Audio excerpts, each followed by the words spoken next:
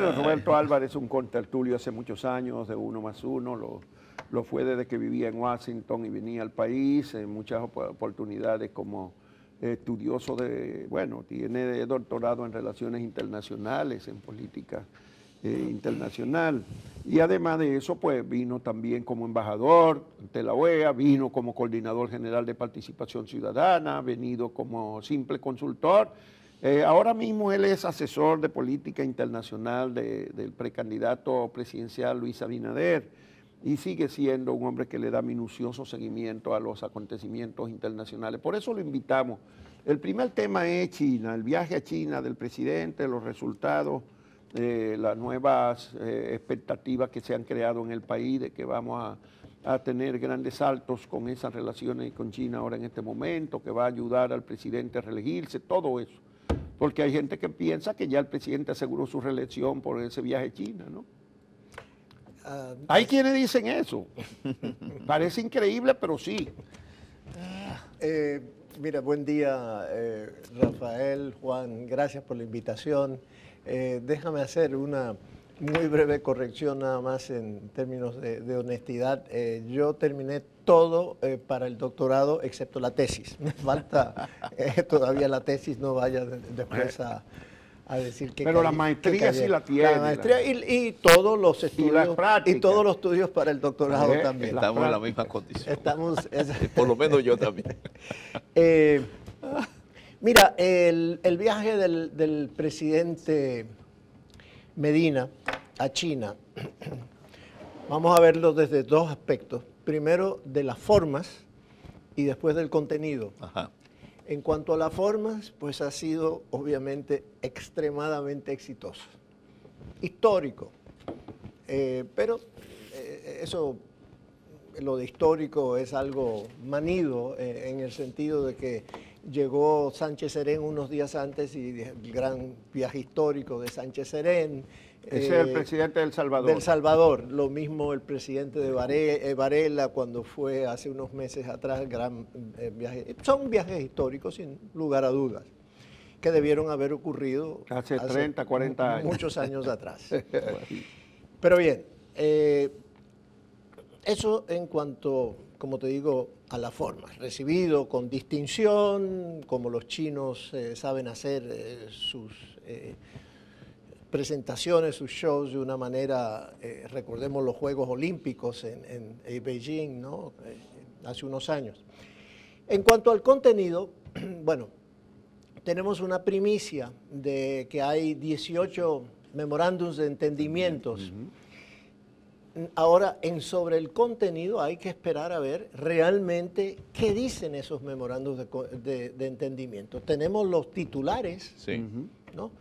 Supresión de visados, hay muchos que son normales, supresión de visados para pasaportes diplomáticos y pasaportes oficiales. Personal consular. Claro, se crea una comisión mixta bilateral, Dominico-China, para tratarlas, ¿no? En Cancillería, el comercio, las inversiones.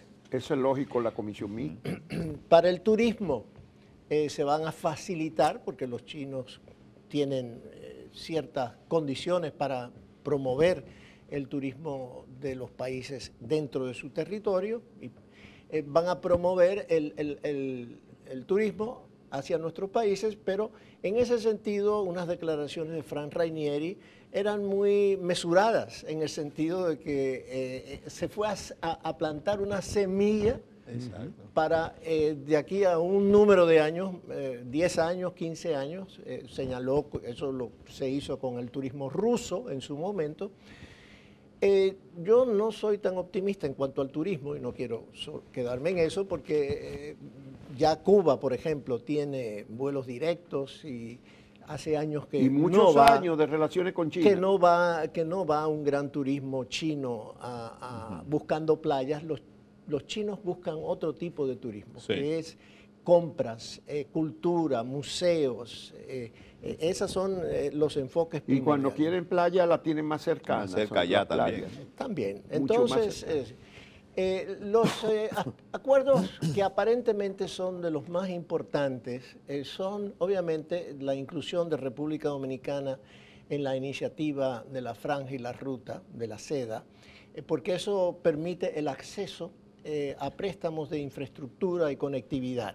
Explícanos un poco esas dos iniciativas, el Cinturón Económico de la Seda y la iniciativa de la Ruta Marítima de la Seda. En realidad es uno solo, Rafael. Se inició hará unos 5 años atrás, más o menos en el 2013, es una iniciativa del presidente chino Xi Jinping, y el origen de ella era exactamente de conectar a través de infraestructuras, la que sea, ferrocarriles, sobre todo el centro asiático, todo desde China hasta Europa. Después comenzó también la parte marítima. A través del Océano Índico. Poco a poco, en la medida en que China ha ido entonces estableciendo relaciones con países en otros continentes, África, pues han extendido la iniciativa ya de una forma marítima. Entonces ahora, hace 1 año, 2 años, que Latinoamérica ha sido también incluida. Nosotros estamos, en cierto sentido, llegando tarde, pero no importa, mejor tarde que nunca.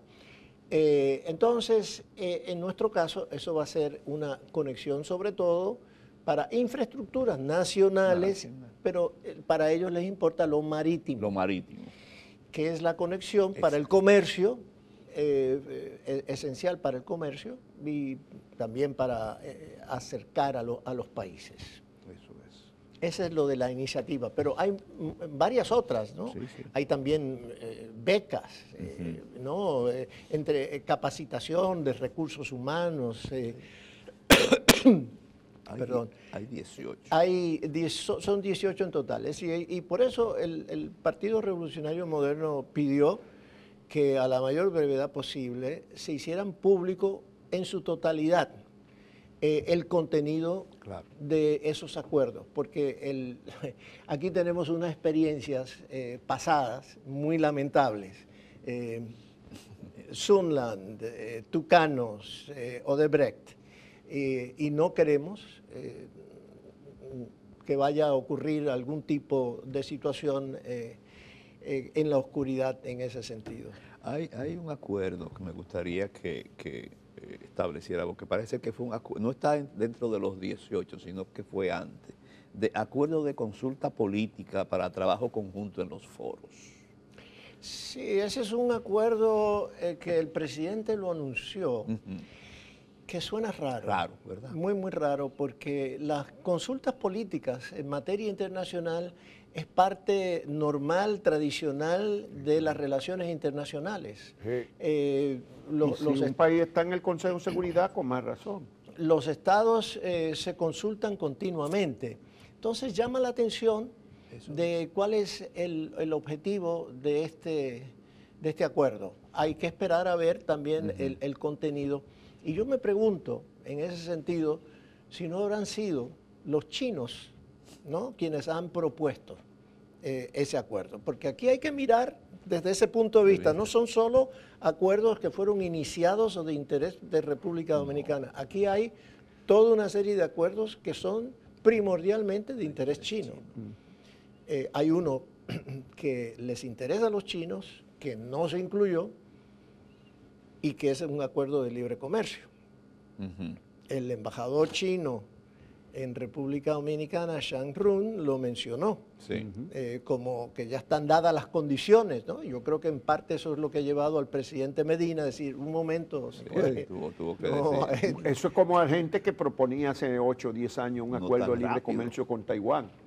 Y yo preguntaba aquí en 1+1 qué carajo era lo que le íbamos a vender a Taiwán nosotros, que ya no le tuviéramos lo poco que podemos venderle. Pero que Taiwán tenía una ventaja comercial muy grande, enorme con la República Dominicana, que ese acuerdo era para ayudar a Taiwán entonces. Así es. ¿Qué nosotros podemos sacar en materia de intercambio comercial con China? ¿qué productos realmente pueden ser competitivos en China de los dominicanos? Mira, Juan, nosotros tenemos ya relaciones comerciales con China hace más de 20 años. Sí. Eso es lo que ha llevado a que los chinos nos estén vendiendo hoy en día unos 1.800 o 1.900 millones de dólares. Al año. Sí. Al año. ¿Y nosotros cuánto? Nosotros vendemos 100 y pico de millones y tengo entendido... 100 y pico, con casi 2.000 contra 100. Exactamente. Sí. Y tengo entendido que una buena parte de esos 100 y pico, no sé exactamente qué por ciento ahora, Zona franca. eran chatarras. Y zona franca. De chatarra que han sido prohibidos. Chatarra. Que Producto de mandábamos zona con- franca también. Sí, Pero- algo sobre todo de productos vegetales, algunas productos, no recuerdo exactamente cuáles otros, pero la verdad es que nosotros ahí se estaban promoviendo piña, aguacate, es decir, son productos perecederos Muy perecederos, y sobre tropicales que van a encontrar una gran competencia porque ya tienen países cercanos, Filipinas, Vietnam, Indonesia, etcétera, que lo producen, o los mismos chinos, algunos de ellos. Entonces, no es fácil prever qué productos realmente pueden llevar. El presidente mencionó el tabaco, el ron, cacao, etcétera, ron. pero eso solo nos puede... El ministro de Agricultura mencionó de que habían recibido una orden para 10 furgones de yuca pelada. Sí. Bueno, 10 furgones de yuca para China. exacto. Bueno, lo dijo, ¿no? Algo es algo, Obvio, sí. algo es algo. Sí, por algo es algo. pero con eso de llegar a equilibrar, pensar ni siquiera a llegar a equilibrar el intercambio comercial, pues muy difícil. Me gustaría que te refiriera a lo siguiente. Uno aprecia de una presencia de China en América Latina, el Caribe, y nosotros estamos ahí. Estados Unidos no ve con muy buenos ojos esta presencia porque puede tener una influencia. ¿Hay algunas salvaguardas que está poniendo Estados Unidos con sus socios cara a relaciones con China? A relaciones comerciales. Comerciales, sí, con China. Sí, mira, es obvio que el cambio, este malestar que se generó el establecimiento de las relaciones diplomáticas últimas de Panamá, República Dominicana y El Salvador, ha sido por la cercanía de los países y por el conflicto, el contexto del conflicto que surge desde que llegó la administración Trump al poder en Estados Unidos. De que hay una guerra que da la apariencia de ser una guerra comercial, pero que en realidad es una guerra con otros motivos más profundos.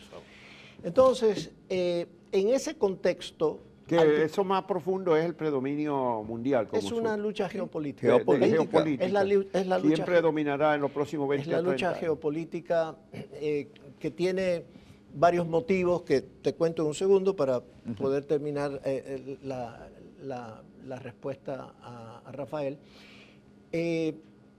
Mira, sí, Rafael, en términos comerciales, Estados Unidos no quedaba claro qué es lo que estaba buscando.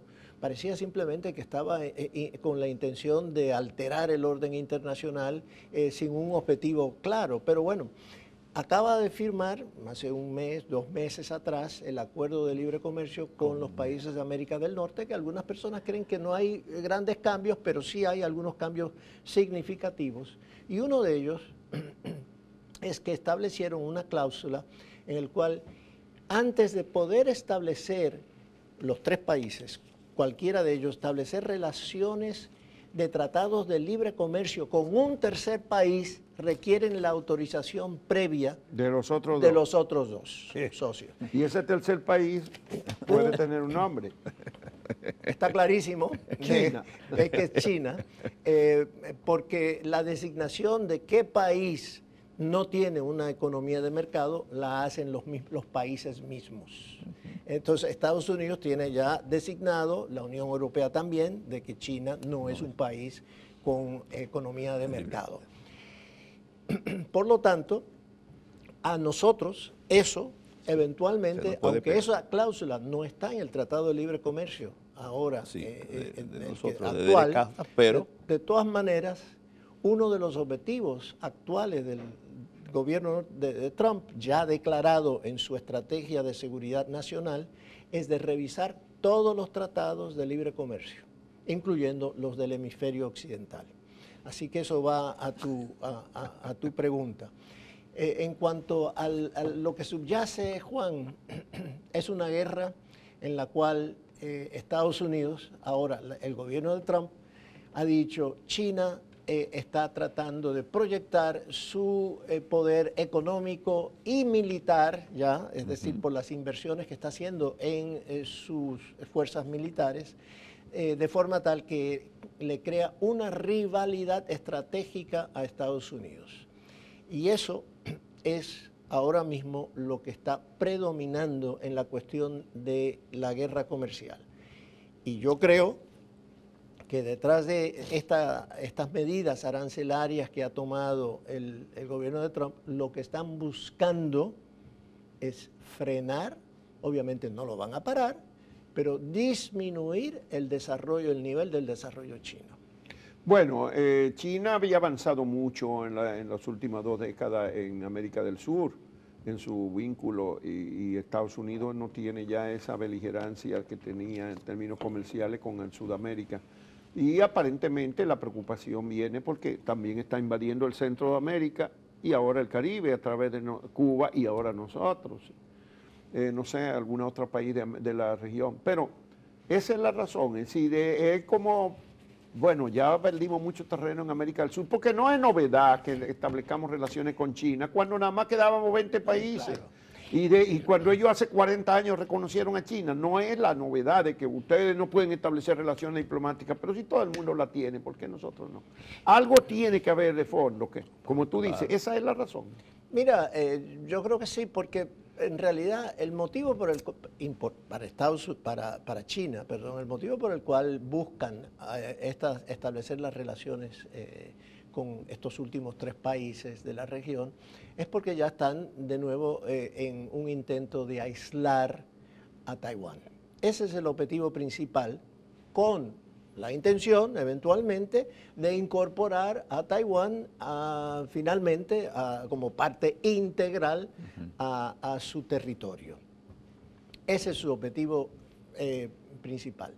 También está obviamente buscar ganar más influencia política en los organismos internacionales, es decir, obtener el apoyo o mejor el visto bueno de países que antes con los cuales no tenía relaciones, pues es algo que China, que le importa. Bueno, pero el balance del viaje del presidente parece ser que sí trae algo en el Macuto, 600 millones de dólares. Sí, bueno, eso es lamentable. Para, dice el diario, que va a resolver ya el problema eléctrico con esos 600 millones de dólares. Con eso se va a resolver la crisis, es el titular la crisis energética. Digo, realmente es incomprensible cómo, sin conocerse los términos, que simplemente 600 millones de dólares supuestamente vayan a resolver ninguna crisis ni a mitigar de una manera importante las pérdidas en la transmisión de electricidad, que tengo entendido que son alrededor de un 32 o 33%.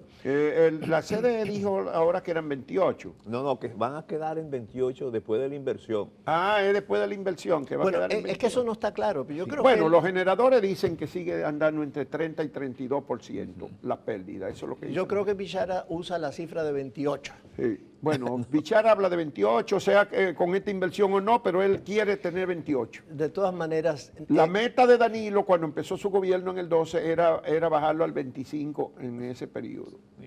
Sí, de todas formas, el problema energético no es solo de dinero. Es una cuestión también de gerencia. Sí. Las pérdidas a través de la transmisión vienen ocurriendo desde hace ya décadas. Sí. Y hay una opacidad en la manera en que se operan, por ejemplo, las EDES, las distribuidoras, que, por ejemplo, no publican estado financiero. ¿Cómo es posible? Sí. Que usted no sepa que cuál es el estado. Años sin certificar sus estados financieros. Entonces, se puede decir lo que se quiera, ojalá en este momento de que el Congreso haga su labor fiscalizadora y realmente mire a fondo este préstamo, porque tendrá que pasar por el Congreso en su momento. El Estados de los Unidos. 600 millones. Claro. Claro, no, Bueno, tiene- pero ellos tienen garantizado que levantan la mano y se acabó. sí. Bueno, En ambas cámaras. de todas formas hay una oposición, Bueno, se esperemos de expresará que, la oposición. de Por que lo menos. cuestionen, ¿no? de alguna manera el préstamo. Sí, se haga presión para eso. Nada, se nos acaba el tiempo. No, pero tenemos resultado que hablar de Estados Unidos. de las resultados elecciones en Estados Unidos. Tu lectura. Bueno, mira, es una lectura mixta en el sentido de que los demócratas han logrado una mayoría considerable, aparentemente, en la Cámara de Representantes. Ya la última cifra que yo vi tenía asegurada 222 escaños. Se necesitan, con 218 se controla ya la mayoría de los 435 en total. Con proyecciones de alcanzar otros 6 o 7 más. Exacta, yo vi hasta de 7 y 8 Sí, más. 7, 8 más. Pero en el Senado han perdido escaños. Ha aumentado posiblemente hasta 55 senadores, Sí, la mayoría republicana. Había también elecciones a niveles estatales. Sí. Las gobernaciones han logrado los republicanos, y ha sido el esfuerzo de Trump, sin duda alguna, el cual ha sido el factor decisivo, en 2 estados que son claves, serán claves para las elecciones del 2020, que son Florida y Ohio. En ambos triunfaron los republicanos. Por escaso margen, un poco margen, muy estrecho, pero de todas maneras eso fue debido al esfuerzo que hizo Trump en esos dos estados. Hay también elecciones a nivel estatales y hay que esperar a ver un poco más de cómo van a resultar esas elecciones. Algo significativo ha ¿Se sido... refiere a los para de gobernadores? No, ya a las elecciones de las asambleas legislativas de los estados. En los estados. Ya. Hay algo significativo en la Cámara de Representantes que han llegado aproximadamente unas 100 mujeres. Mujeres que vienen de una gran diversidad, incluyendo una musulmana. Exacto. Y esto es algo realmente inédito, que no, es decir, hay una pluralidad de ideas y de representaciones ahora que no había De antes, minorías que no lo tenían. cual no necesariamente indica que podrá haber acuerdos para poder llevar hacia adelante o mitigar la polarización extrema que hay en Estados Unidos. Vamos a hacer una pausa para brindarle este cafecito a Roberto porque se nos reporta enfermo la segunda entrevista y entonces podemos terminar con un poco más de calma algunos temas que puede Roberto ayudarnos. Vamos a brindarle este cafecito a Santo Domingo y volvemos entonces con Roberto Álvarez.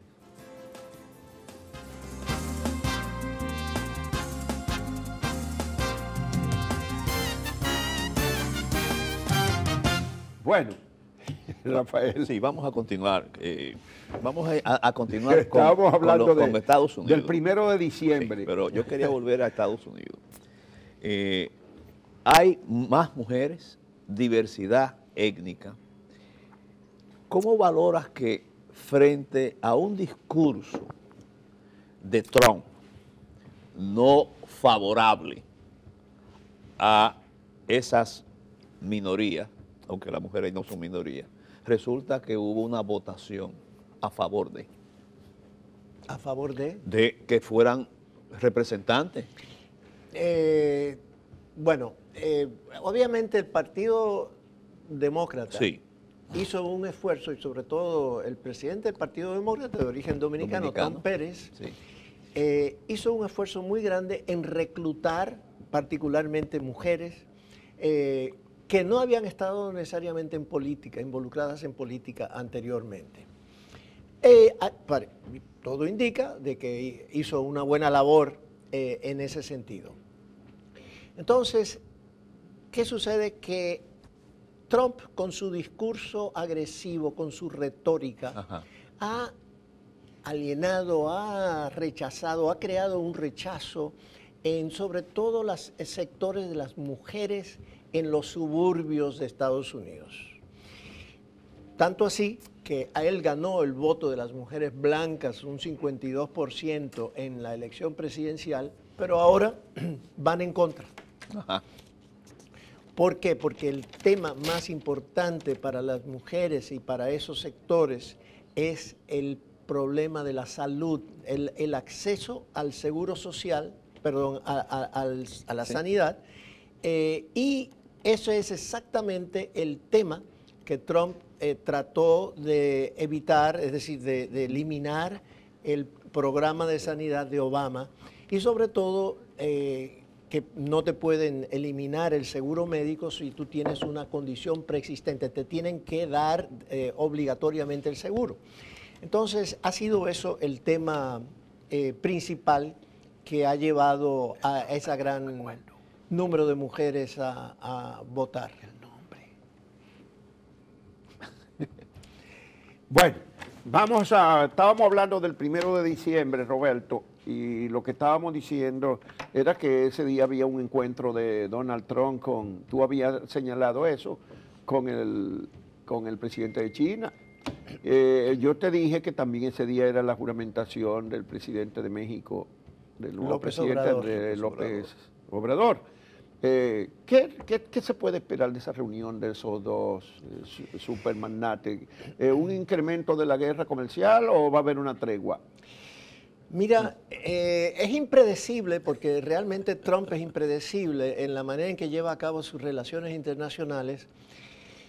Yo diría que el conflicto, como ya mencioné anteriormente, no es exclusivamente comercial, sino que es una cuestión de un trasfondo geopolítico y por lo tanto yo no veo que estén dadas las condiciones para llegar a un acuerdo, lo cual implicaría, dado lo que Estados Unidos alega de que hay una protección del mercado chino, por un lado, de que todavía no lo han abierto lo suficiente, de que no permiten un número de compañías norteamericanas. Como sabemos, Google, por ejemplo, tiene limitaciones en la manera en que puede operar. Twitter no opera. Es decir, hay toda una serie de compañías que no les tienen permitido o les limitan la manera de operar en China. O incluso, en algún momento he leído por ahí que los chinos están desarrollando alternativa a esas empresas, con apoyo del gobierno. Lo tienen, tienen toda una serie de alternativas y han creado lo que le llaman The Great China Firewall,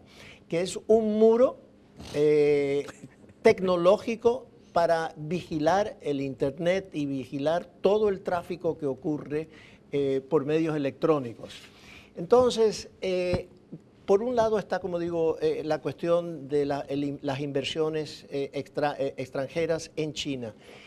Por el otro lado está lo que Estados Unidos alega del robo de la tecnología extranjera o que se le forza a las compañías a revelar para poder entrar en joint ventures, en acuerdos de inversión con otras compañías chinas, tienen que revelar su tecnología obligatoriamente. Entonces, eso es lo que está en parte de por medio y yo no veo cómo China pueda satisfacer en este momento, como Xi Jinping pueda decirle, pues sí, miren, vamos a abrir completamente el mercado, vamos a permitirle a todas estas compañías operar y vamos a respetar las reglas del comercio internacional, etcétera.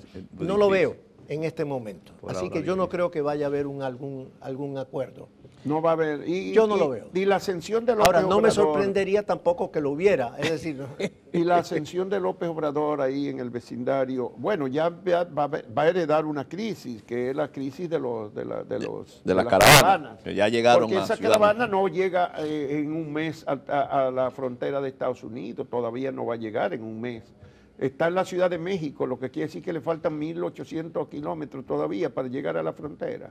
Así es. Entonces la va a heredar López Obrador. Eso puede ser ya un elemento de tensión cuando llegue el nuevo gobierno de izquierda entrecomillada, de una izquierda democrática realmente. Así es. Déjame decir algo en relación a la fecha del 1 de diciembre que tú señalaste, que es la fecha que se ha seleccionado para el encuentro de Xi Jinping y Trump en Argentina, en el marco del G20, la reunión del G20.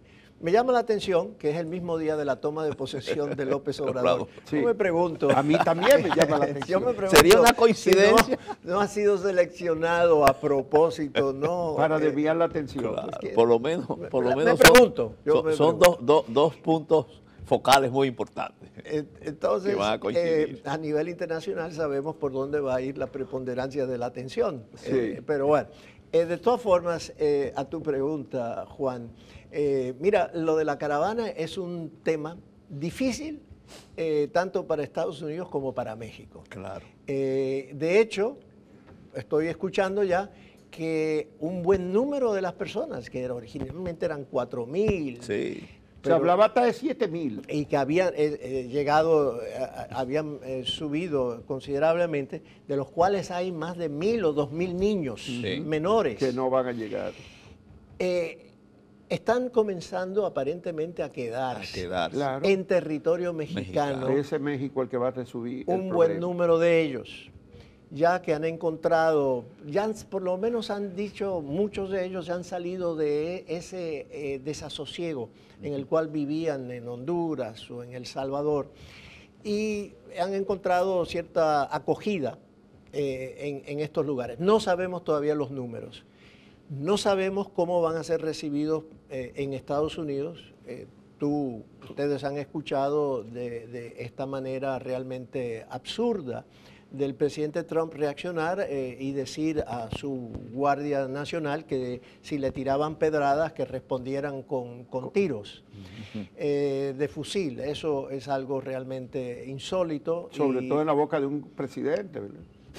Ojalá, obviamente, que eso no ocurra, porque eso crearía realmente una crisis muy seria. Sí. Eventualmente algunos serán acogidos en Estados Unidos bajo las leyes de asilo, aunque Estados Unidos ahora está pidiendo de que lo hagan en consulados en el territorio mexicano o en sus países. Sí. ¿no? Entonces, vamos a ver, de todas formas, los orígenes de la caravana lo sabemos, no hay que, y ese es donde se debe estar trabajando, es en lo que ha ocurrido, lo que ocurre en estos países, la desigualdad, la pobreza extrema, la violencia por las pandillas, sobre todo las maras, ¿no? En esos lugares. Pero de todas maneras, Finalmente, perspectiva, ¿pasa la reelección en el país o tú crees que se queda en el camino el intento que ya parece que cada día más Pues la abrumador? reelección de Trump. de Trump. La reelección de De Trump. Danilo. Mira, ojalá que no hagan ese intento, porque yo creo que realmente va a crear una desestabilización muy seria. Va a haber un rompimiento de la paz social. Yo creo que se están jugando con fuego y no se dan cuenta todavía. Creen, por lo que ha pasado en el 2015, de que se puede imponer simplemente otro acuerdo interno y ya. Se puede imponer una modificación de la Constitución simplemente porque tienen los números mecánicos. No se trata simplemente de modificar la Constitución porque pueden comprar los votos. En este caso, se necesita de que exista también cierto nivel de apoyo en la población. Exacto. Y todas las encuestas te demuestran de que entre un 65 y un 75% del pueblo dominicano está en contra de ello. Sí. Y como te digo, yo creo de que aquí hay conciencia de que ese sería el momento realmente de crear un nivel de activismo social en el país para parar ese intento de raíz. Porque de una vez por todas, aquí nosotros no podemos continuar permitiendo que se cambien las reglas de juego de una forma arbitraria solo cuando un grupito les interesa por mantenerse en el poder. No podemos. Sí, Bueno, eso es una incógnita, pero ellos necesitarían votos de la oposición. Y cuando se habla de la oposición, se piensa en el PRM. Tú estás cerca ahora en el PRM. ¿Tú crees que es posible conseguir 15 o 20 votos de PRMistas para reformar esa Constitución hoy día? Yo no creo que se puedan conseguir ese número de votos. No te puedo asegurar de que 1, 2 o 3... Bueno, primero hay que conseguir los 42 de Leonel. Exacto. Resolver ese problema. Pero vamos, asumiendo que resuelvan, debaraten a Leonel y absorban, si no toda, una gran parte, entonces tienen que ir a buscar votos fuera. La respuesta corta es creo que no. ¿Tú crees que Creo que no. Podrían conseguir 1, 2 o 3 votos, pero no más de ahí. Es mi creencia. Sí. Además, hay una diferencia que a veces olvidamos entre lograr modificar la Constitución y ganar las elecciones. Eso es otro... Después, Sí. Ese es otro... Y yo creo que la forma de lograr modificar la Constitución se puede convertir en un obstáculo frente a la población para ganar las elecciones. También, completamente. Pero bueno, mire, rápidamente, en estos días que está celebrándose este encuentro de derecho, creo que es administrativo, en el cual la Constitución y acaba de celebrarse de nuevo Sí. el aniversario de la Constitución, hay cierta creencia ya a través de sectores importantes del pueblo de que la Constitución necesita sedimentarse en la mente de las personas, aceptarla. De ahí es que parte la creencia en las instituciones, en la creencia de que estamos en un estado de derecho, de que el imperio de la ley realmente se cumple.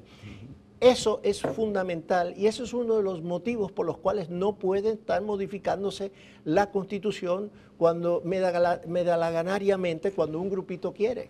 Bueno, ese fue el discurso de la homilía de ayer del sacerdote que ofició en San Cristóbal el Te Deum, la ceremonial del aniversario 174 de la Constitución de la República. Vamos a agradecer muchísimo a Roberto Álvarez su compañía de esta mañana. Gracias por la invitación. Y vamos a dejarlo con un fragmento, si no completo, porque no es muy largo, pero vamos a ver un fragmento del discurso con que Oscar Arias rechazó una vez más repostularse después de haber tenido 2 periodos en la presidencia de Costa Rica, porque fue muy interesante el año pasado, creo que fue, que dijo ese discurso memorable, ¿no?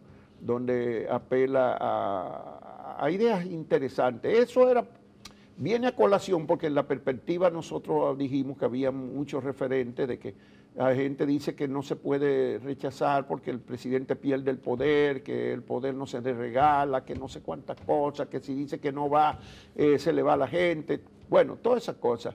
Y entonces decíamos que el 95% de los presidentes en la democracia no se reeligen, la mayoría ni una sola vez, y que apenas una minoría ha logrado más de 2 elecciones. Entonces poníamos como ejemplo Mandela en Sudáfrica, los máximos exponentes, y José Mujica en Uruguay. Pero alguien llamó y dijo, bueno, pero busquen a Oscar Arias su último discurso y había otro. Nosotros señalamos a Luis Muñoz Marín, que llegó un momento en que dijo, no, hasta aquí llegué. Y hay otros que han dicho, no se puede ya continuar, tenemos que dejar el espacio abierto.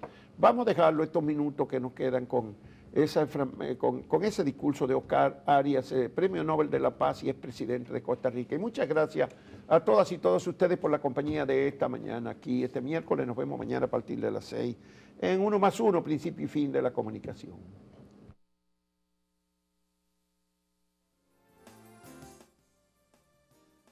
Amigas y amigos míos, en los últimos meses he valorado la posibilidad de presentar de nuevo mi nombre a una candidatura presidencial. Me he reunido con representantes de diferentes partidos políticos para discutir los desafíos que enfrentamos. Muchísimas personas me han ofrecido su apoyo y me han solicitado buscar un tercer mandato. Todas las encuestas indican que tengo muchas probabilidades de alcanzar nuevamente la presidencia de la República. Nada se compara con tener la confianza y el cariño del pueblo de Costa Rica. No cambiaría por nada los abrazos de los niños ni las bendiciones de las madres, ni siquiera los golpes ni las ofensas, porque el hilo negro y el hilo blanco han trenzado la tela de mi destino. Y el destino ha sido generoso conmigo. Ustedes han sido siempre el motivo de mis luchas, el viento bajo las velas. A ustedes he dedicado más de 45 años de mi vida. Junto a ustedes he vivido los días de mayor alegría de mi trayectoria profesional y me siento plenamente recompensado. Siempre he creído que la política es uno de los oficios más nobles a los que puede dedicarse un ser humano. La política de altura, esa que existe para construir, para convencer, para avanzar, y no para destruir, para atacar o para obstaculizar. Por eso nunca renegaré de haber dedicado mi vida al servicio público, porque nos permitió transformar este país. En nuestra primera administración, con la firma de la paz en Centroamérica. En la segunda, con la inserción de nuestro país en la economía internacional y la aprobación del Tratado sobre el Comercio de Armas. La mayor contribución de Costa Rica a la humanidad en toda su historia. Esa es la política en la que creo. Una política ambiciosa, valiente, que nos brinde esperanza e ilusión. Una política que no se distrae en pequeñeces, sino que fija la mirada en el más atrevido punto del horizonte. Los pueblos tienen derecho a soñar, tienen derecho a pensar en el futuro con entusiasmo y no con resignación, con regocijo y no con desencanto. Servirle a mi pueblo ha sido el mayor honor de mi vida. Sería muy honroso regresar a la presidencia y tener la oportunidad una vez más de inspirar optimismo, pero no soy el único que puede hacerlo. Una democracia es más sana cuando hay siempre una nueva generación política formándose para sustituir a la anterior. Nuestro país necesita con urgencia la renovación de los liderazgos políticos. Por eso, una vez más, quiero instar a los jóvenes a entrar al servicio público. Yo tenía 31 años cuando fui ministro de Planificación Nacional. John F. Kennedy tenía 29 cuando fue electo congresista.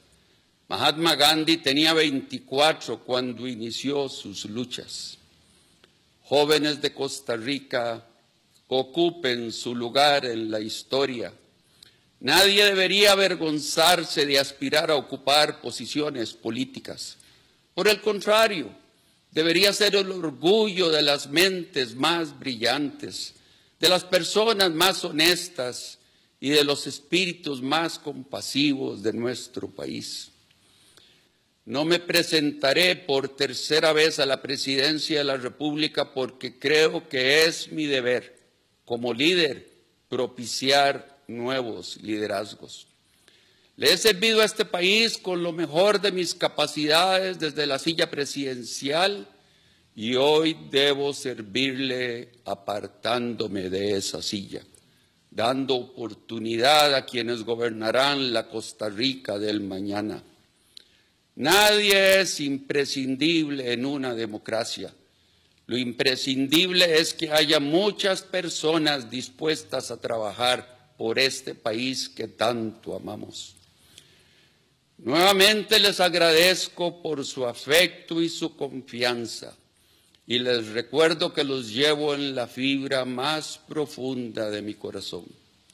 Soy muy afortunado por haber recibido el bálsamo de su generosidad y de su cariño. Espero que me lleven en su pensamiento, como yo los llevaré en el mío hasta el último de mis días. Muchas gracias.